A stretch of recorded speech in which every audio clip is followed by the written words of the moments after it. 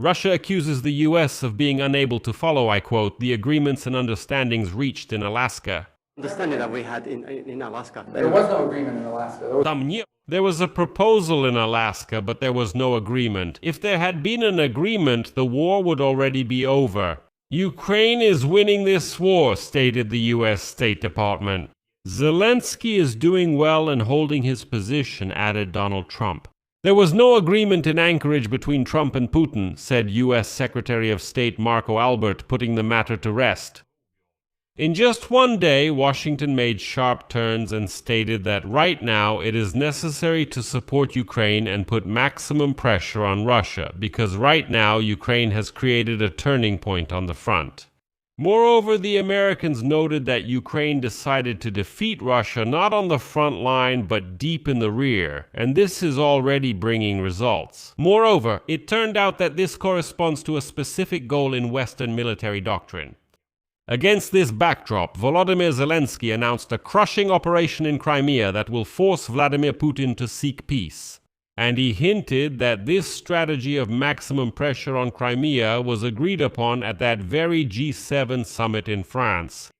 And suddenly today we learned that the Ukrainian flag was raised on the Kinburn Spit. The Russians began to withdraw their troops throughout Crimea. Power outages, and the so-called authorities of Crimea have stopped rail service with Russia. At the same time, Russia is going through a stage of denial regarding support from Donald Trump, following the head of the Russian Foreign Ministry, Sergei Lavrov. Today, the Kremlin stated that Vladimir Putin, quote, refuses to believe that Trump supported Ukrainian strikes deep inside Russia.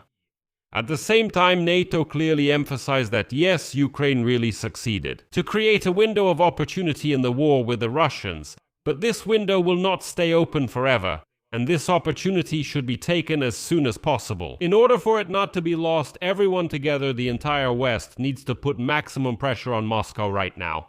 Meanwhile, the United States Army has, for the first time, used Ukrainian Magura naval drones in naval military exercises. These drones previously attacked the Crimean Bridge and the Russian Black Sea Fleet.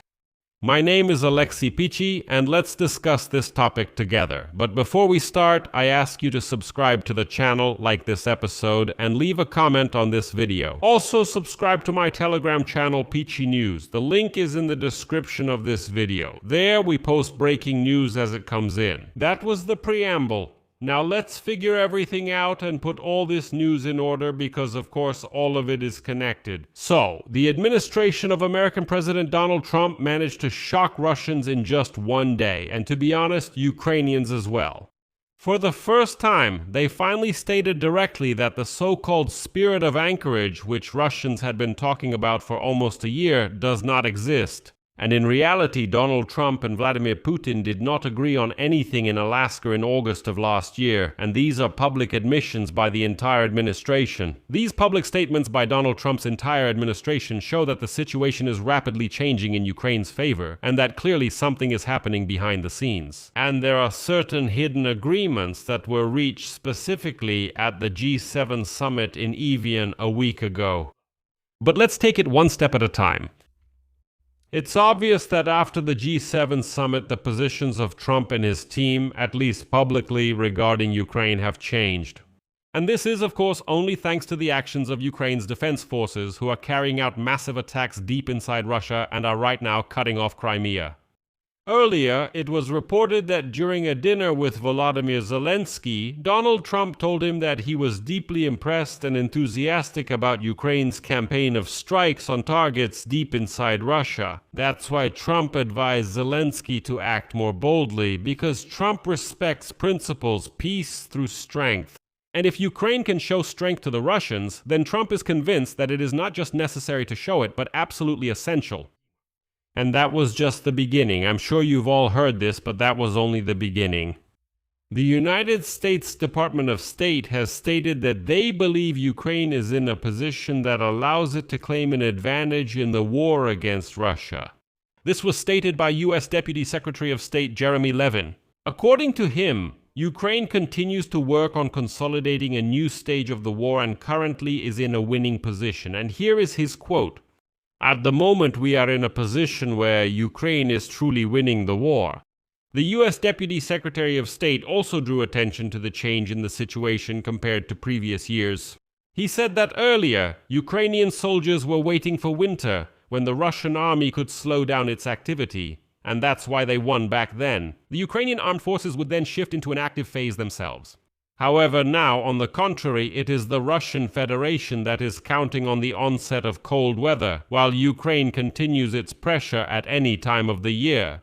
Levin also pointed out that even in difficult winter conditions, Ukraine was able to change the course of events and strike infrastructure facilities on Russian territory. In addition, he mentioned the possible revision of the sanctions policy regarding Russian oil.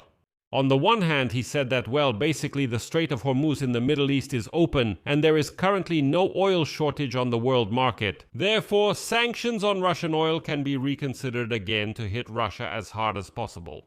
On the other hand, he says that the actions of the Ukrainian armed forces give them reason to believe that imposing these sanctions will be just an additional blow to the Russian economy. And by the way, Europe. Let's take a brief digression. Europe has also started taking active steps. France, for example, seized another one today. Tanker from the Russian Shadow Fleet. And the British, who also recently seized a similar tanker from the Russian Shadow Fleet, decided that they could simply sell the oil from this seized tanker. Because under international law, this oil is illegal, and accordingly it doesn't belong to anyone, and they say, we'll sell it and make money from it. But, excuse me, let's get back to Trump. So, literally just a couple of hours after the U.S. Deputy Secretary of State said that Ukraine is winning, the President of the United States of America, Donald Trump, gave a positive assessment of the actions of Ukrainian President Volodymyr Zelensky in the war against a deranged Russia. Next is a quote from Donald Trump. "No matter how you look at it, he's doing pretty well. At least he's holding on. A lot of people are dying on both sides. But I think he's doing a good job." Trump made this statement at a press conference with NATO Secretary General Mark Rutte.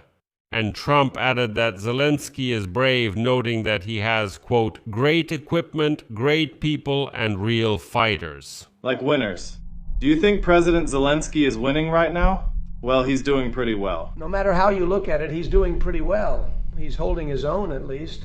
A lot of people are dying on both sides, but I think he's doing pretty well. Before that, let me remind you, Trump met with Zelensky at the G7 summit in France, although many media outlets wrote that such a meeting would not happen at all.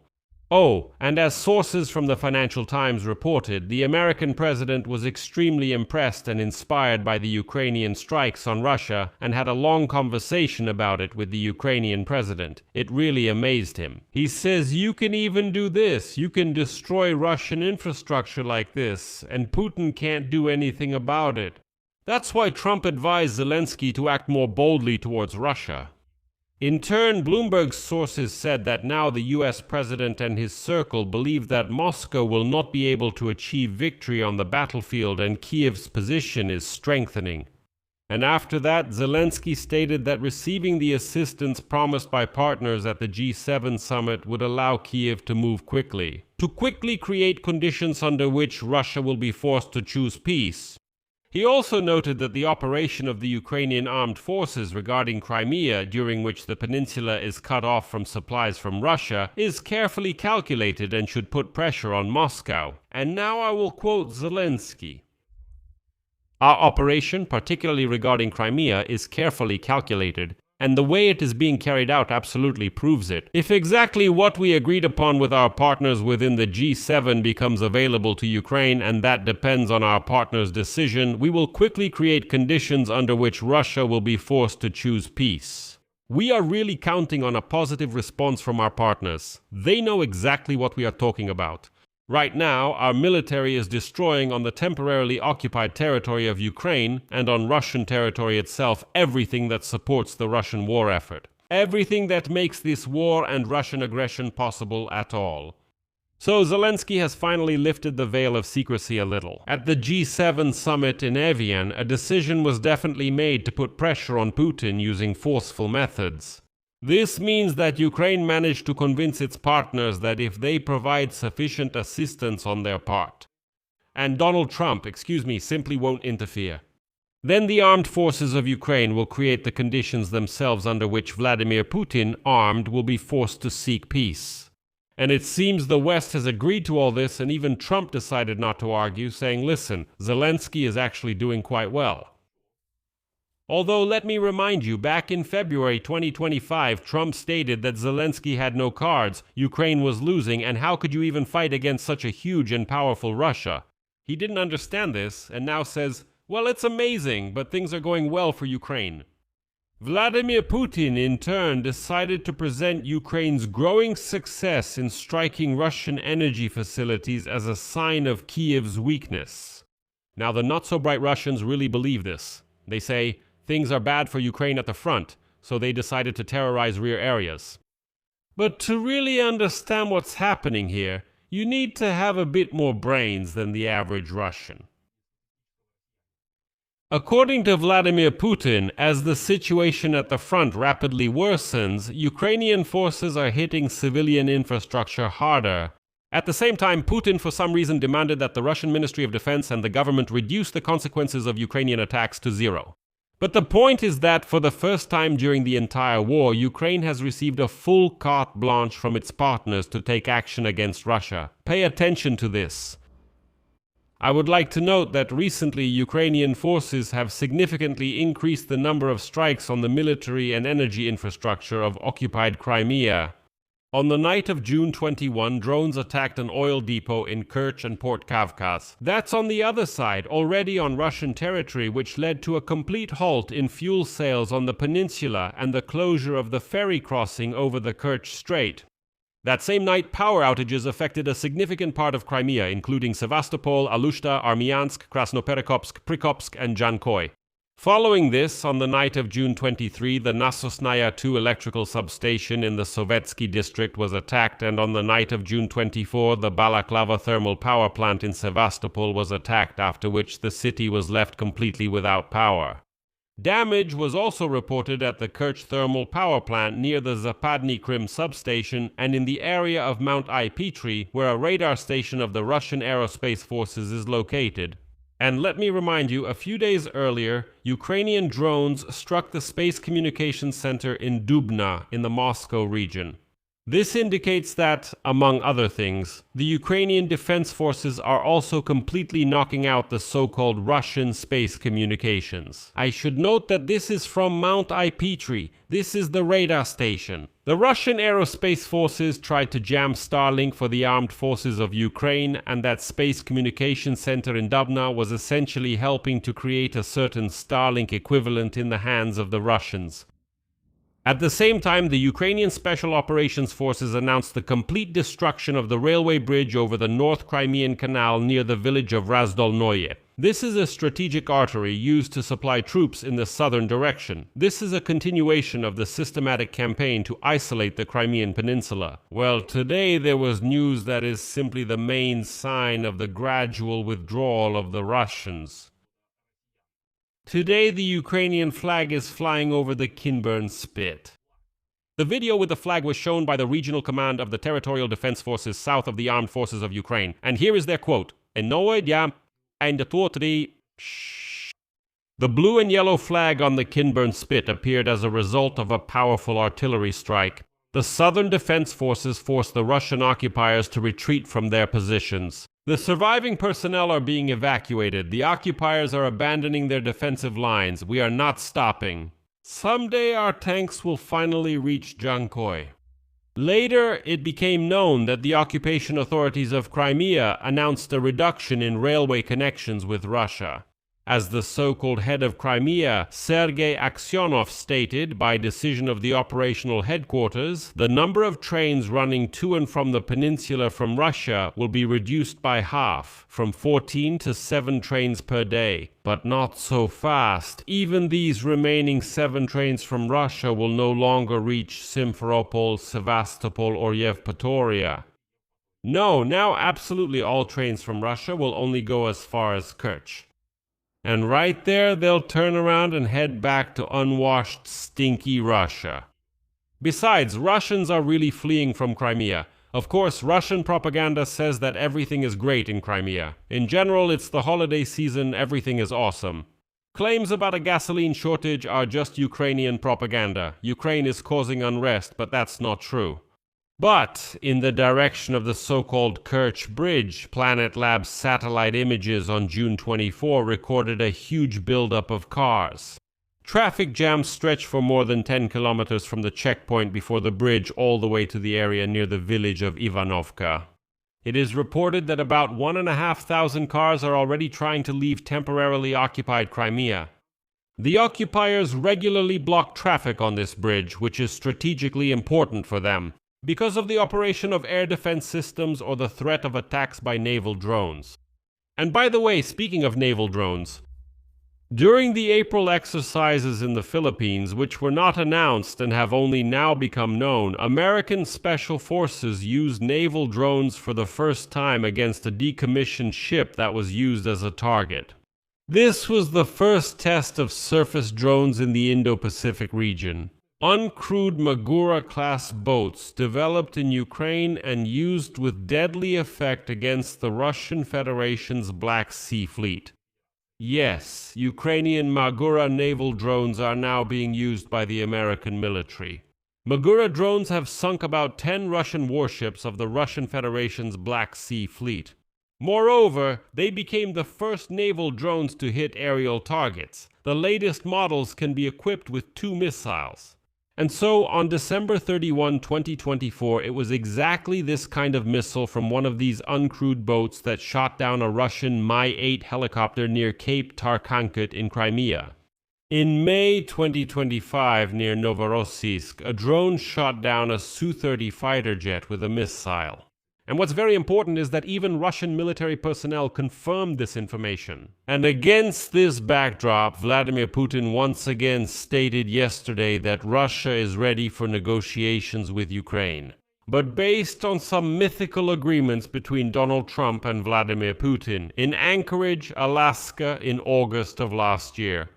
As you know, the Kremlin spent almost a year assuring everyone that supposedly Donald Trump had reached some kind of agreement with Putin. Behind Ukraine's back, that there is some kind of spirit of Anchorage, that there are some secret agreements between the US and Russia regarding Ukraine, and that only Europe is supposedly interfering, preventing results from being achieved in this so-called secret agreement. For almost a year, the Russians, of course, did not reveal the essence of this mythical agreement. And today, Donald Trump's administration has finally shown a pivot toward Ukraine. There is no spirit of Anchorage. U.S. Secretary of State Marco Rubio publicly stated for the first time that during the summit in Alaska in August last year, no agreement was reached between the U.S. and Russia regarding Ukraine. As Marco Rubio said at the meeting between U.S. President Donald Trump and Russian President Vladimir Putin in Anchorage, only a proposal to end the war was discussed, but no agreements were made. Next is a quote from Marco Rubio. There was no agreement in Alaska. An offer to end the war was made in Alaska, but it was never an agreement. Russia is accusing the U.S. of failing to deliver on quote-unquote agreements that we had in Alaska. There was no agreement in Alaska. A proposal was made in Alaska, but no agreement was reached. An agreement would have ended the war. So as I said, the president is prepared, and as the United States remains prepared, to play whatever constructive role we can to bring about, an enduring end to this war in Ukraine. And that's when the Russians entered a tough phase of denial. The Kremlin urged people not to believe reports that U.S. President Donald Trump supported increasing Ukraine's military pressure on Russia, including strikes deep into Russian territory. This was previously reported by informed sources from the Ukrainian publication Kyiv Independent and the British newspaper Financial Times. And today, Vladimir Putin's spokesperson Dmitry Peskov said, quote, Ukrainian media cannot be trusted. That's the first thing. Second, we recently heard a statement from Mr. Trump that after the conflict around Iran is over, he plans to make efforts again toward a settlement in Ukraine. Moscow expects the relevant dialogue with Washington to continue. And in this case, Peskov is right. Donald Trump, after the war with Iran, really did return to the topic of ending Russia's war against Ukraine. but not in the way the Russians wanted. And in Moscow, as Peskov says, they expect the dialogue with Washington to continue, hoping that Steve Witkoff and Jared Kushner will once again meet with Kirill Dmitriev, Putin's envoy. They will once again try to push their position on Ukraine. Trump will again claim that pressure should be put on Kiev, not Moscow. But that's not how it turned out. Washington's position really has started to change, and now much will depend on how Europe acts going forward. But in Moscow, they can't accept this reality. And in the Kremlin, they simply can't believe that Trump really might not cater to Vladimir Putin's wounded ego. In the Kremlin, they still hope to somehow persuade Donald Trump to put pressure on Kiev to stop Ukrainian attacks deep inside Russia. But Ukraine is not going to stop its long-range strikes because this is already a strategy. It's not even just a tactic. The Wall Street Journal writes today that in Russia they claim the occupiers are making massive advances on the front and that Ukraine is incapable of winning a war of attrition. However, the latest actions of Ukraine's defense forces cast great doubt on these words. After all, medium-range drones have become the quintessence of new military capabilities for them. As analysts from the publication claim, Kiev's main goal now is to defeat the Russian Federation from the rear, not on the front line. Moreover, in Western military doctrine, this even has a name: air interdiction. So, the essence of this doctrine is to destroy, disrupt, distract, and delay the supporting functions that maintain the Russian front line. For this purpose, the armed forces of Ukraine, using medium-range drones, strike command posts, communication lines, ammunition and fuel depots, drone control centers, logistics centers, and reserve forces. At the same time, Kiev is increasing the number of deep strikes, that is, strikes on military and energy facilities deep inside Russia itself. As a result, the Kremlin has to make difficult decisions about where to deploy air defense systems and which locations to leave exposed, i.e. As proof that this strategy is working, Zelensky stated the day before that Russia is indeed now trying to pull air defense systems toward Moscow, leaving sections of the front exposed, leaving important military and energy facilities across Russia and in the occupied territories of Ukraine unprotected. As for the front, the Ukrainian defense forces also now have more short-range drones. And the Institute for the Study of War notes that overall this is having an operational effect that we haven't seen on this scale before. In addition, analysts have observed that at the moment Kiev is going through an intermediate stage on the way to the goal of deoccupying all territories. This intermediate stage is called very simply its demilitarization. The annexed Crimean Peninsula, which the Russian Federation has used all these years for air attacks on Ukraine, military training, and supplying its forces in southern mainland Ukraine. To implement this plan, the military recently carried out a series of strikes on logistics routes to Crimea, as well as on energy infrastructure and air defense systems around the Kerch Strait. As for the Black Sea Fleet, the armed forces of Ukraine had previously forced the Russians to withdraw their ships from Crimea. And finally, I'll quote the Wall Street Journal, which explains why Trump's team made a sharp turn toward Ukraine. Quote, Ukraine now has the advantage and initiative over Russia in the field of medium-range strikes. This increases the costs and risks for the Kremlin while simultaneously weakening Russia's negotiating position. I'll leave it there, friends. What are your thoughts or conclusions? Write your comments below this episode and subscribe to my private community on Patreon, where you can support the work of this YouTube channel financially.